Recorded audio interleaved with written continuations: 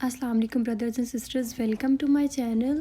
और आज वेदर काफ़ी अच्छा था तो मैं शॉपिंग के लिए निकली थी। वॉलमार्ट और कॉस्टको दोनों फेमस जगह है यहाँ पे। अगर आप जब कनाडा आएंगे तो यहाँ पे आपका आना जाना लगा ही रहेगा। कॉस्टको तो एक वेयर हाउस है, इंशाल्लाह विज़िट करवाऊँगी उसका भी।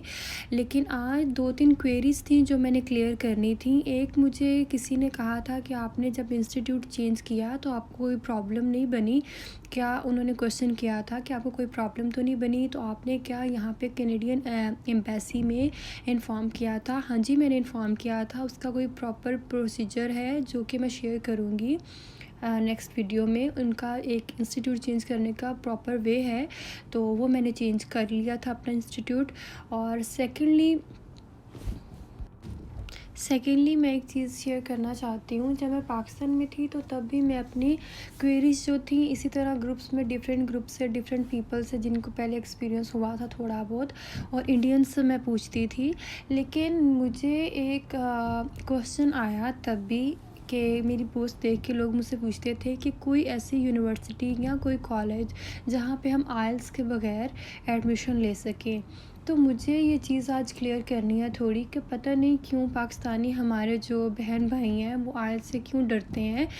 आइल्स नो डाउट मुश्किल है, मैंने भी आइल्स किया था, मेरे ओवरऑल 7 हैं। लेकिन मैं आइल्स की स्टोरी आपके साथ एंड में किसी वीडियो में शेयर करूँगी, अभी नहीं करूँगी, अभी प्रोसीजर बताऊँगी फ़िलहाल।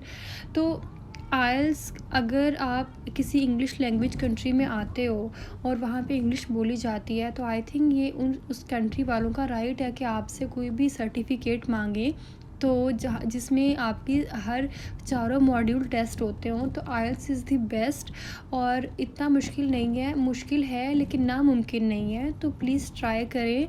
और 6 ईच लेना तो बिल्कुल भी मुश्किल नहीं है, आप लोग इंशाल्लाह आ जाएंगे। बस आप लोगों की मोटिवेशन होनी चाहिए। अगर आप यहाँ पे आना चाहते हो और अगर आप मोटिवेटेड हो, डेडिकेटेड हो, तो इंशाल्लाह आपका आइल्स हो जाएगा।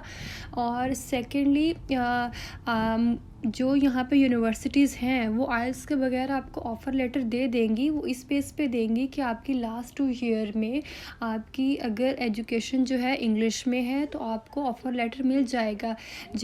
जैसा कि पाकिस्तान में लास्ट 2 ईयर की एजुकेशन इंग्लिश में ही होती है, अगर आप मास्टर्स करें तो इंग्लिश में ही होता है। तो आप अगर वहाँ से सर्टिफिकेट लेके कि मैंने यहाँ से इंग्लिश लैंग्वेज में अपना कोर्स कंप्लीट किया है, यूनिवर्सिटी या कॉलेज में दोगे जो एक्सेप्ट करते हैं इंग्लिश लैंग्वेज सर्टिफिकेट, तो वो आपको ऑफ़र लेटर दे देंगे। लेकिन आप नेक्स्ट क्या करोगे? आप नेक्स्ट अगर एसटीएस के थ्रू अप्लाई करते हो तो वो तो कंपलसरी है। आइल्स 6 मैन तो कंपलसरी है। एसटीएस स्टूडेंट डायरेक्ट स्ट्रीम है जिसमें 20 डेज़ में वीज़ा लग जाता है। इसका प्रोसीजर मैं किसी और वीडियो में एक्सप्लेन करूँगी। लेकिन अगर आप डायरेक्ट वीज़ा अप्लाई करते हो तो वीज़ा लगने के चांसेस बहुत कम हो जाते हैं, क्योंकि मैं आपको बताऊँ कि यहाँ पे कनाडा में एसडीएस ओपन करने का क्या एक उनका एम इनका ये था कि यहाँ पे हमारी कंट्री में ज़्यादा से ज़्यादा पैसा आए। अगर आप इस कंट्री में स्टूडेंट डायरेक्ट स्ट्रीम के थ्रू नहीं आएंगे तो वो आपको वीज़ा देने की रेशो बहुत कम हो जाएगी। कम इसलिए होगी क्योंकि कनाडा चाहता है कि हमारी कंट्री में ज़्यादा से ज़्यादा पैसा आए। और कनाडा और ऐसी कंट्री है, और भी यूरोपियन कंट्रीज़ काफ़ी हैं जिनका मेन जो एक इनकम है वो इंटरनेशनल स्टूडेंट से ही होती है। इंटरनेशनल स्टूडेंट्स जब एसटीएस के थ्रू कनाडा में आएगा तो 12 लाख का जीआईसी अकाउंट खुलवाएगा, उसके बाद 1 ईयर की फ़ी पे करवाएगा। 1 ईयर की फ़ी पे करवाने से कनाडा को ये फ़ायदा होगा कि वो कनाडा पे बर्डन नहीं बनेगा। 1 साल के लिए उसकी फ़ी जो है वो कॉलेज में सेव होगी, और वो यहाँ आके खुद से आके फ़ौरन से जॉब ढूंढना नहीं शुरू करेगा। फ़ौरन से वो आके अपनी स्टडीज़ पे फोकस करेगा, और जो वो कॉलेज को फ़ी जाती है उसमें से गवर्नमेंट को भी टैक्स जाता है, तो गवर्नमेंट को फ़ायदा होता है। लेकिन अगर आप डायरेक्ट आते हो यहाँ पे तो ना ही आप 1 साल की फ़ी जमा करवाते हो और ना ही अपना जीआईसी अकाउंट खुलवाते हो, तो आपको वीज़ा कम मिलता है। ओनली 100 में से 5% लोगों का वीज़ा लगता है, और वीज़ा जिनका लगता है वो 3 बातें उनमें होती हैं कि उनका वीज़ा कनाडा में, मैं कनाडा की बात कर रही हूँ, मैं किसी और कंट्री की बात नहीं कर रही। एक पहली बात तो ये होती है कि अगर उन्होंने किसी रिप्यूटेड यूनिवर्सिटी से पाकिस्तान में अपनी डिग्री कंप्लीट की हो, जैसे कि लम्स हो गया, पंजाब यूनिवर्सिटी हो गया, ये एक रिप्यूटेड यूनिवर्सिटीज़ हैं। अगर उन्होंने यहाँ से अपनी डिग्री की हुई है और अच्छे CGPA से की हुई है, जैसा कि 3.4, 3.5, 3.3 इन CGPA से की हुई है, तो उनके वीज़ा लगने के चांसेस डायरेक्टली ज़्यादा होते हैं। दूसरी बात ये आ जाती है कि अगर उनके पास फाइनेंशियली वो बहुत स्ट्रॉन्ग है, उनके पास 2 से 3 करोड़ रुपया उनके अकाउंट में, उनके फादर के अकाउंट में जो उनको सपोर्ट कर रहा है 2 से 3 साल पिछले में हो, इसका मतलब ये है कि उन्होंने न्यू अपनी स्टेटमेंट ना बनवाई हो, पिछले 2 से 3 साल में उनके पड़े हुए हों 2 से 3 करोड़, जिससे वो मुसलसल वो विदड्रॉ करवा रहे हों और डिपॉज़िट करवा रहे हों, और एक वो फ़िक्स्ड अमाउंट ना हो, इसका ये मतलब होता है। थर्ड, इसमें ये चीज़ आ जाती है कि अगर आपके पास ट्रैवल हिस्ट्री अच्छी है, मींस आपने पहले भी यूरोपियन कंट्रीज़ में ट्रैवल किया है अपनी एजुकेशन के लिए, या वैसे ही आप ट्रैवलिंग करते रहते हैं, तो फिर आपका डायरेक्टली वीज़ा जो है वो स्ट्रॉन्ग हो जाता है। डायरेक्टली में यही होता है कि आप फर्स्ट सेमेस्टर की फ़ी पे करते हो और सेकेंड की यहाँ आके पे करते हो, आपको 1 साल की नहीं करवानी पड़ती। ये 3 बातें अगर आपके पास हैं तो आप डायरेक्टली वीज़ा अप्लाई करने का सोचें।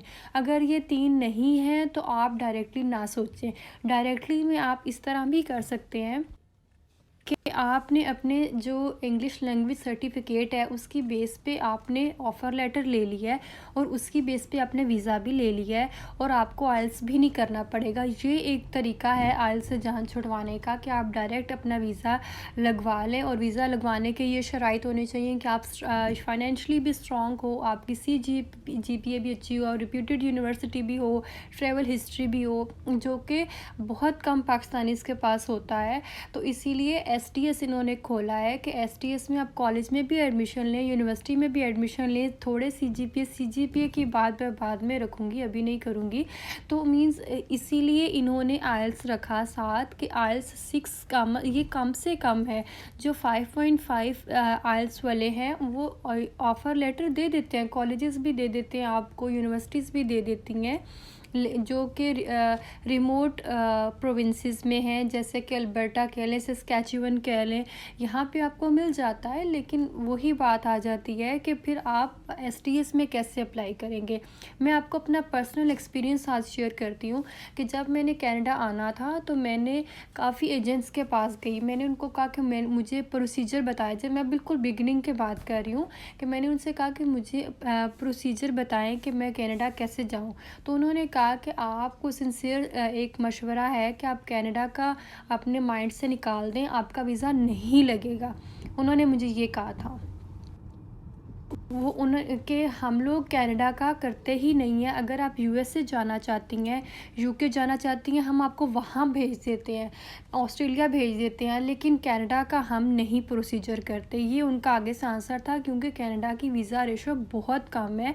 ये तो STS का ओपन हुआ है तो सब कुछ खुल गया, वरना यहाँ पे तो पाकिस्तानी तो बहुत कम है STS, क्योंकि इंडिया के लिए ओपन था, तो इंडियंस यहाँ पे काफ़ी ज़्यादा है। तो अभी मैं ऑलमोस्ट वॉलमार्ट और कॉस्टको पहुंच चुकी हूँ। सोशल डिस्टेंस की वजह से यहाँ पे भी आपको 24 और 25 मिनट खड़े होना पड़ता है क्यू में, और उसके बाद आप एंटर होते हो। इंशाल्लाह कभी विज़िट करवाऊँगी यहाँ का भी, लेकिन फ़िलहाल जो है वो STS ज़्यादा इम्पॉर्टेंट है, उसके बारे में डिस्कस करती रहूँगी। Thank you so much and अल्लाह हाफ़िज़।